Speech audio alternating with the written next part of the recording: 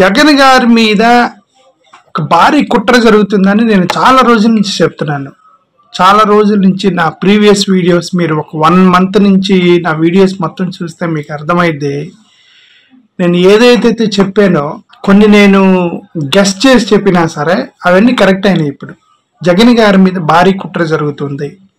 దాంట్లో ప్రధానంగా వైఎస్ షర్మిల గారు ఈ ఆంధ్రప్రదేశ్కి రావటం వెనక చంద్రబాబు నాయుడు గారు ఉన్నారు, ఫైనాన్షియల్ ట్రాన్సాక్షన్ జరిగింది అని నేను ఇంతకు ముందు ఎప్పుడో 3 months క్రితమే చెప్పాను. ఇప్పుడు నిన్న సాక్షిలో paper real I'm shock, CM Ramesh గారు 30 కోట్ల రూపాయలు కాంగ్రెస్ అకౌంట్కి వేశారనో ఏదో ఒకటి చూశాను నేను. దాంట్లో సీఎం రమేష్ గారు ఇంకా తెలుగుదేశం జార్లా బీజేపీ నాయకుడు, ఒక బీజేపీ నాయకుడు కాంగ్రెస్ వాళ్ళకి 30 కోట్లు ఇవ్వటం, మధ్యలో చంద్రబాబు నాయుడు గారు ఆడినటువంటి గేమ్ అయి ఉండొచ్చు.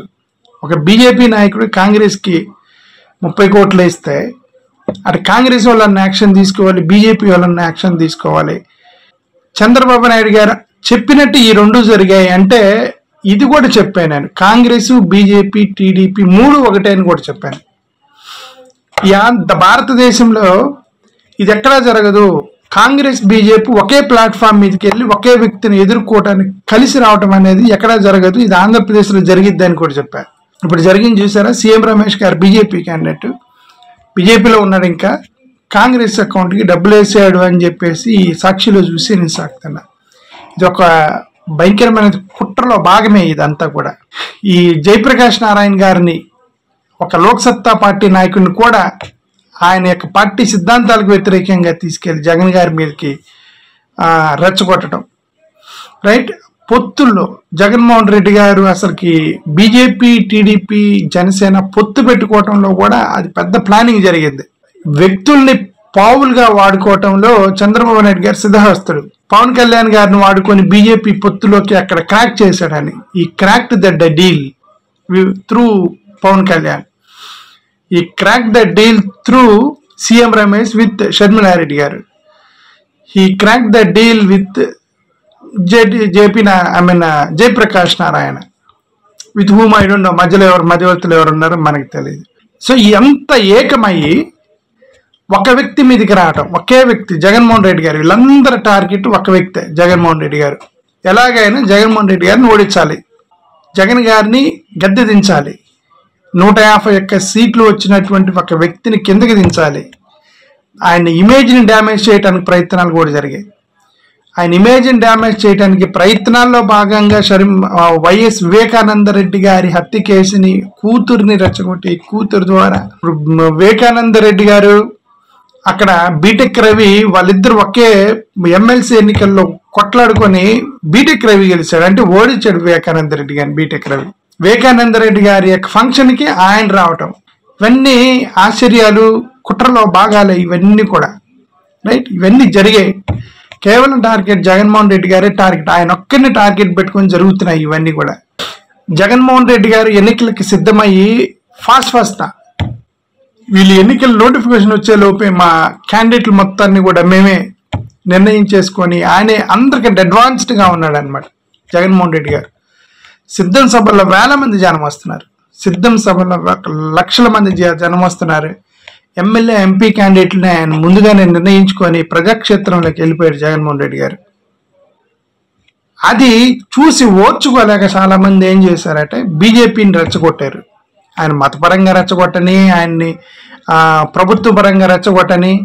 రైట్, జగన్మోహన్ రెడ్డి గారు హిందువులకి ఎక్కువగా మంచి చేస్తున్నారని చెప్పి మనకున్న 2-3% హిందువుల ఓట్లు కూడా జగన్ లాగేసేటట్టున్నాడని అలా రెచ్చగొట్టారని చెప్పారని ఇంతకుముందు నేను అన్నా. కరెక్ట్, ఇవన్నీ నేను చెప్పినవన్నీ కూడా కరెక్టే.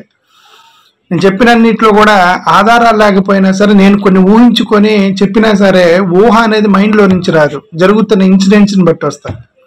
ఫిక్షన్కి ఎనాలిసిస్కి తేడా ఉంది. ఫిక్షన్ అంటే మనం ఊహించుకున్నది, ఎనాలిసిస్ అంటే జరుగుతున్న కార్యక్రమాలను, పరిణామాలను బట్టి లాజికల్ రీజనింగ్ చేసేదాన్ని. ఇప్పుడు ఈ ఎనాలిసిస్ మొత్తం లాజికల్ రీజనింగ్ ద్వారా వచ్చినాయి. ఎన్ని కుట్రలో భాగంగానే జరుగుతున్నాయి. ఇవన్నీ కూడా ఏకబంధంగా మొత్తం కూడా వచ్చి జగన్ మీద టార్గెట్ జరుగుతున్నాయి. ఈ డ్రగ్స్ కేసు కూడా పెద్ద అనుమానాస్పదం. డ్రగ్స్ కేసు కూడా ఇప్పుడు అసలు ఈ డ్రగ్స్ అనేవి యాక్చువల్గా జనవరిలోనే బోర్డింగ్ అయ్యి వచ్చేసినాయి విశాఖపట్నానికి. ఫస్ట్ ఆఫ్ ఆల్ ఈ డ్రగ్స్ బ్రెజిల్ నుంచి ఎందుకు వచ్చాయంటే దానికి ఒక కారణం ఉంది బ్రెజిల్ నుంచి రావడానికి. యాక్చువల్గా కొకైన్ అనేది కొలంబియా, పెరు, బొలివియా అని 3 కంట్రీస్లో ఎక్కువగా పండించేది. ఈ 3 పెరు, బొలివియా, కొలంబియా ఈ 3 కంట్రీస్లో ఎక్కువగా ఈ కొకైన్ పండిస్తారు. ఈ బ్రెజిల్ నుంచి ఎందుకు వచ్చిందంటే విశాఖపట్నానికి ఆ 3 దేశాలకి బోర్డర్ లానుకుని ఒక దేశం ఉంది, అదే బ్రెజిల్. కానీ వాళ్ళకి రిస్ట్రిక్షన్స్ లేవు ఎక్కువగా. ఇప్పుడు మన ఇండియా పాకిస్తాన్కి బార్డర్ ఉండి ఒక రిస్ట్రిక్షన్ ఉన్నట్టుగా, ఇండియా చైనాకి రిస్ట్రిక్షన్స్ ఉన్నట్టుగా ఈ బ్రెజిల్కి ఆ 3 కంట్రీస్కి ఎక్కువగా రిస్ట్రిక్షన్స్ లేవు. అక్కడ వాళ్ళు ఇక్కడికి ఈజీగా వచ్చిపోతూ ఉంటారు. ద్వారా మోరోవర్ ఈ బ్రెజిల్ అనేది ఈ యొక్క కొకైన్ కన్జంప్షన్ లో సెకండ్ ప్లేస్ లో ఉంది. ఫస్ట్ ప్లేస్ అమెరికా ఉంది.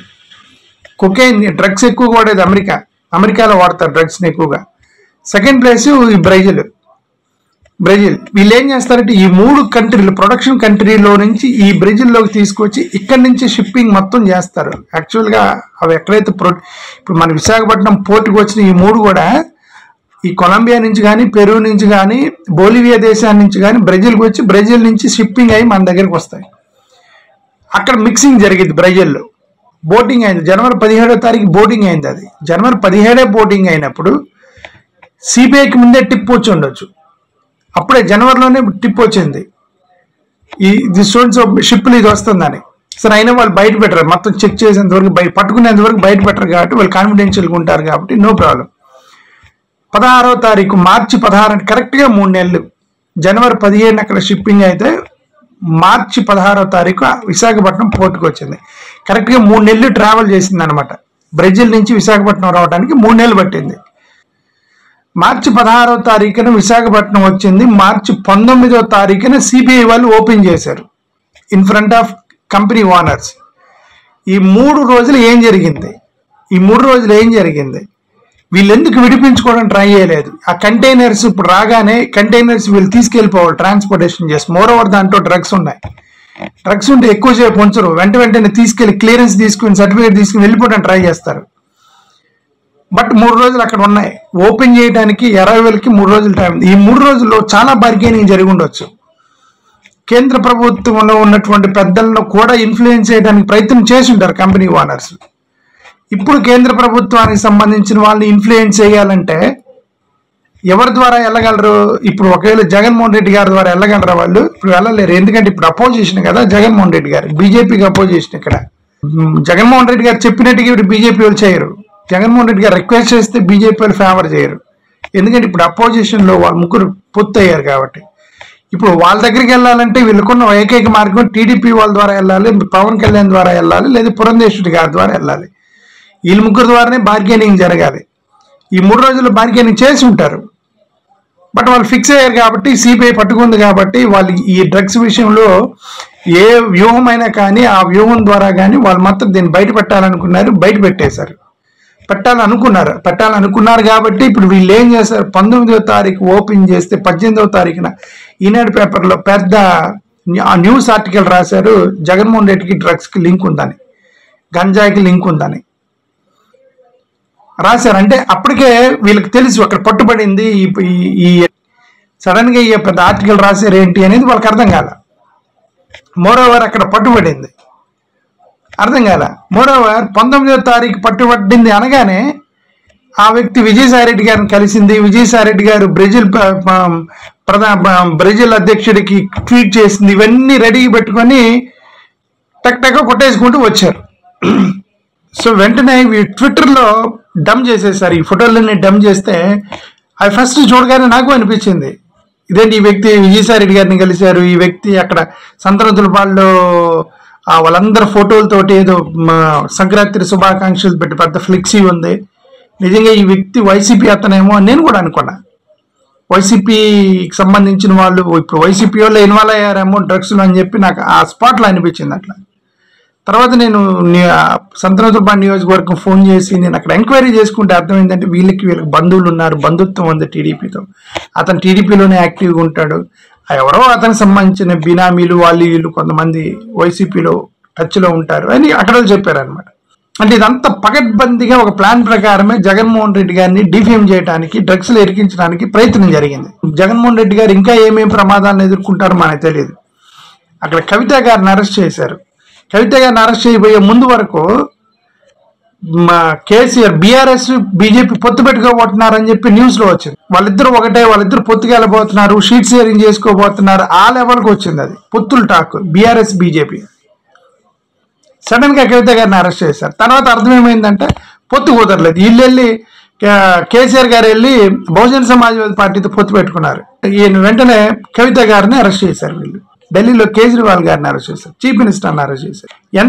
ఎంత మహా అయితే ఒక 100 కోట్ల ఏమో, అదంతా ఒక 100 కోట్ల స్కామ్. వీళ్ళందరూ 10 మంది తలా 10 మంది పంచుకుంటే 10 కోట్లు కూడా రావు, 10 కోట్ల రూపాయల స్కామ్. కొంతమంది తెలుగుదేశం వాళ్ళు వీళ్ళు ఇండస్ట్రియల్ పేరుతోటి బాగా స్కాములు చేసి ఉంటారని, స్కాములు జరిగి ఉంటాయని చెప్పి ఎవరెవరైతే స్కామ్స్టర్స్ జరిగే అవకాశం ఉందని ఎవరి పేర్లు అయితే వస్తాయి అనుకున్నారో వాళ్ళు వెళ్ళి టీడీపీ ఓడిపోగానే 2019లో బీజేపీలో చేరారు. అంటే వాళ్ళు సేఫ్. నువ్వు ఎవరెవరైతే బీజేపీలో చేరతారో వాళ్ళు వాషింగ్ పౌడర్ నిర్మాలాగా క్లీన్ అనమాట. మీరు ఆ పార్టీలో చేరితే ఎంత బురదైనా, ఎంత మట్టి అయినా, ఎంత అవినీతి పరుడైనా సరే క్లీన్ అయిపోతారనమాట. మిగతా వాళ్ళు తెల్ల చొక్కాలు వేసుకున్నా బురద చల్లేసి తీసుకెళ్లి లోపలే. ఇదే జరుగుతుంది. ఇది కరెక్ట్గా ఇట్లాంటి ప్రమాదం మళ్ళీ జగన్మోహన్ రెడ్డి గారు ఎక్కడికన్నా భవిష్యత్తులో ఏమైనా వచ్చిద్దా అని ఎక్కడో నాకు డౌట్.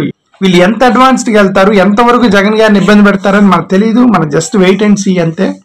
ఏదేమైనా ప్రజలు జగన్ గారి వైపు ఉన్నారు, ప్రజలు జగన్ గారి వైపు ఉన్నారు కాబట్టి వాళ్ళందరూ శక్తులు మొత్తం ఒకటయ్యారు.